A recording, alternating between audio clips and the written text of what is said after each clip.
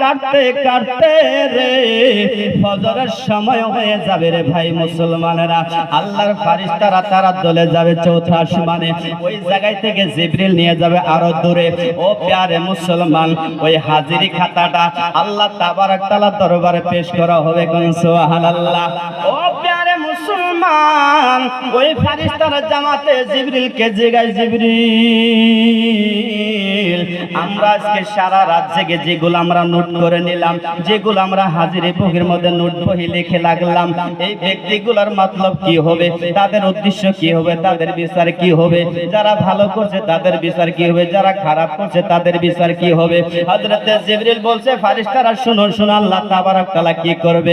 আপনি আমার নবী উম্মতদেরকে খবর দিতে আছে, সাহাবাদেরকে বুঝাই, সাহাবারা রে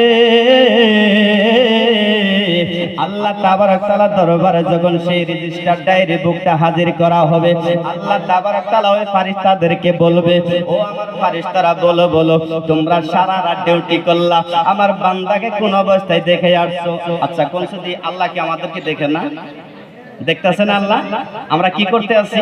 আচ্ছা তারপরও ফেরেশতাদেরকে জিজ্ঞাসা যে ফেরেশতা আমার বান্দারা কি করে, এর মতলব হলো বান্দা আর আল্লাহর মাঝখানের ভালোবাসা। কোন সুবহানাল্লাহ। বান্দা আল্লাহকে কত ভালোবাসে, আল্লাহ বান্দাকে কত ভালোবাসে, এ প্যারে মুসলমান তারিখে কিতাবে সাক্ষী দেয়। 70টা মার মোহাব্বত যদি একদিকে হয়, আল্লাহ তাবারক তাআলার এক লমহার মোহাব্বত তার চাইতে বেশি হবে। কোন সুবহানাল্লাহ।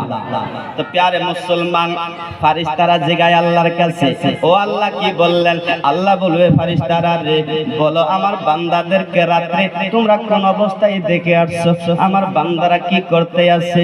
আল্লাহর ফেরেশতারা বলবে, মাওলা গো আসরের সময় যায়া পৃথিবীতে হাজির হলাম, সারা দিন ঘুরে ঘুরে আল্লাহ ইশার নামাজের পর আহারে ওই কবরস্থানের পাশে দেখলাম একটা প্যান্ডেল সাজানো হয়েছে, ওই প্যান্ডেলের ভিতরে কিছুগুলো মানুষ মাটির মধ্যে বসে আছে। আল্লাহ তোমার একজন পাগল বান্দা কিছু বক্তব্য দিতে আছে, বুঝাইতে আছেন, ও আল্লাহ তোমার বান্দাদেরকে দেখলাম তোমার রাসূলের বেশি বেশি করে গুণ গাইতে আছে। গুণ সুবহানাল্লাহ। আমার আল্লাহ বলবে, আমার ফেরেশতারা রে বলো আমার বান্দারা কি আমি আল্লাহর দেখছে? বলে আল্লাহ না না, তোমার বান্দারা তোমার দেখে নাই। ফেরেশতা বলে, আল্লাহর ফেরেশতারা শোনো শোনো, ওই আমার বান্দারা যদি একবার আমার আল্লাহর দেখে, বলে আল্লাহ গো ওই পাগল বান্দাদের যে অবস্থা দেখলাম, একবার যদি আল্লাহ তোমার চেহারাটা দিদার করে নেয়, সারা দুনিয়ার কাম কাজ ভুলে বেশি বেশি করে আল্লাহ তোমার তাসবিহ বয়ান করবে। গান সুবহানাল্লাহ সুবহানাল্লাহ সুবহানাল্লাহ। আমার আল্লাহ আবার জিগায় ফেরেশতারা রে, আচ্ছা আমি আল্লাহ বুঝে গেলাম তারা আমার জিকির করতে আছে, তারা দরুদ পড়তে আছে, আমার হামদ ও সানা বয়ান করতে আছে। ও আমার ফেরেশতারা বলো রে তারা দুনিয়ার বুকে ওই মাহফিলের মাঝে আমি আল্লাহর কাছ থেকে কি চাইতে আছে?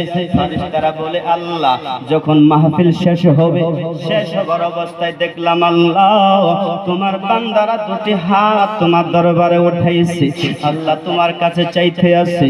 আল্লাহ জানি না আমাদের নেকি আমাদের পুঁজি কেমন আছে গো আল্লাহ, আমাদের দান খয়রাতের আমাদের নেকি কেমন জখিরা হবে আল্লাহ আমরা জানি না, আমাদের কোন পুঁজি নাই আল্লাহ গো, না জানি কত গুনাহ করেছে আল্লাহ, গুনার কোনো সীমা নাই। ও দয়ার মালিক তোমার বান্দাদেরকে দেখলাম তারা দুটি চোখের জল ছেড়ে ছেড়ে দুটি ফুট কাঁপায়া কাঁপায়া গিড়গিড়ায়া লড়তে লড়তে কাঁদতে কাঁদতে তোমার কাছে আল্লাহ জাহান্নাম থেকে পানা চাইতে আসে আল্লাহ, তারা জাহান্নাম থেকে বাঁচার জন্য তোমার কাছে পানা চাইতে আসে। আল্লাহ বলে, ও আমার ফেরেশতারা বলো ওই আমার বান্দারা কি তারা জাহান্নাম দেখছে? ফেরেশতা বলে, না না তোমার বান্দারা জাহান্নাম দেখে নাই। আল্লাহ বলে, যদি জাহান্নাম দেখে নাই, ফেরেশতারা বলে, মাওলা গো ওই মাহফিলের মাঝে অল্প জাহান্নামের আলোচনা করা হয়েছে। আল্লাহ ওই জাহান্নামটা এত ভয়ঙ্কর, প্যারে মুসলমান আমার নবী বলেছে জাহান্নামের আগুনকে 1000 বছর জ্বালানি হয়েছে, যে আগুনটা লাল হয়ে গেছে রে বাবা, আমার নবী বলে আবার আরো 1000 বছর জ্বালানি হয়েছে, আগুনটা এবার সফিদ হয়ে গেছে। আমার নবী বলে সাহাবারা রে, এমন করে আরো 1000 বছর জাহান্নামটা আগুন জ্বালানি হয়েছে। আহারে তারপরে আগুনটা কালো কুটকুটা হয়ে গেছে। ও ফারিস্তারা শুনো শুনো, ওই জাহান্নামটা এখন কালো কুটকুটা একটা কুটুরি ঘর হয়ে আছে, যেই ঘরে কোনো রোশনি হবে না, যেই ঘরে কোনো আলো হবে না, যেই ঘরে কোনোদিন সূর্যের আলো হবে না, যেই ঘরে কোনোদিন চাঁদের আলো হবে না, যেই ঘরে কোনো রোশনি পাওয়ার হবে না। আহারে যেই ঘরে শুধু সাপ বিচ্ছু কিড়া মাকড়ে থাকবে রে, আহারে চারপাশে আগুন থাকবে, জাহান্নামীরা জাহান্নামের মধ্যে গাধার মতো করে চিল্লায়া কাঁদবে। ও প্যারে মুসলমান, আল্লাহর ফারিস্তারা বলবে আল্লাহ ওই জাহান্নামের আলোচনা যখন হয়েছিল, আল্লাহ গো তোমার বান্দারা ওই জাহান্নামকে স্মরণ করে আল্লাহ তোমার কাছে পানা চাই, ওই জাহান্নাম থেকে আল্লাহ তাদেরকে তুমি মুক্তি দাও। আমার আল্লাহ বলবে তারা কি জাহান্নাম দেখছে? বলে না না দেখে নাই। যদি তারা জাহান্নাম দেখে, বলে আল্লাহ গো যে জাহান্নামের আযাব এত ভয়ঙ্কর হবে, আমার প্যারে ভাই মুসলমান, একদিন হযরত জিবরিল আমিন আল্লাহর নবীর কাছে এসে বলে ইয়া রাসূলুল্লাহ ইয়া হাবিবাল্লাহ, হুজুর গো আল্লাহর কসম খেয়ে বলি নবী গো,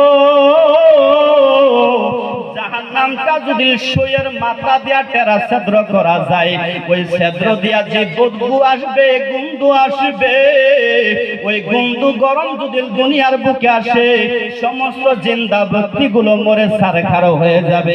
হযরত জিবরিল আমিন বলে ইয়া রাসূলুল্লাহ, যে আল্লাহ আপনার বানাইছে, আমি জিবরিলকে বানাইছি আল্লাহ, ওই আল্লাহর কসম খেয়ে বলি নবী গো,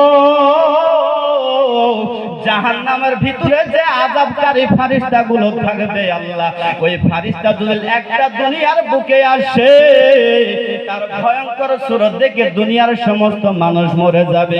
ইয়া রাসূলুল্লাহ, আল্লাহর কসম খেয়ে বলি নবী গো, ওই জাহান্নামী ব্যক্তির গলায় যে শিরকলটা লাগানি হবে, হাতের মধ্যে যে বেড়ি লাগানি হবে, পায়ের মধ্যে যে রশিদ শিরকল লাগানি হবে, ওই শিরকলের একটা আংটি যদি দুনিয়াতে পাহাড়ের টিলার মধ্যে রাখা যায়, ওই পাহাড়টা কাঁপতে কাঁপতে জমিনের নিচে চলে যাবে।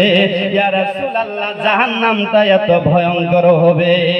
আমার ভাইয়েরা, আমার বন্ধুগণ, আল্লাহর ফেরেশতারা বলে মাওলা গো, তোমার বান্দারা যদি জাহান্নাম একবার দেখে নেয়, ওই জাহান্নাম থেকে তারা বেশি বেশি দূরে থাকার জন্য চেষ্টা করবে।